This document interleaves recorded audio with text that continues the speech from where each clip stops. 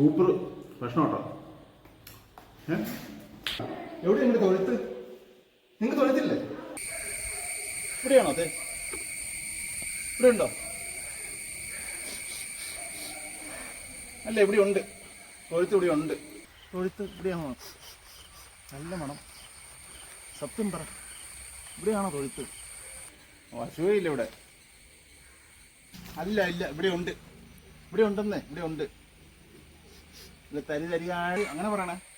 അത് ഞങ്ങളെ ഇതുണ്ടോ, ശുദ്ധമായ ചാണാനാ. നല്ല തരി, ശരിയാ പറഞ്ഞ പോലെ തരി തരിയായിട്ടുള്ള ചാണത്. തരി തരിയായിട്ടുള്ള ചാണാനാണ്.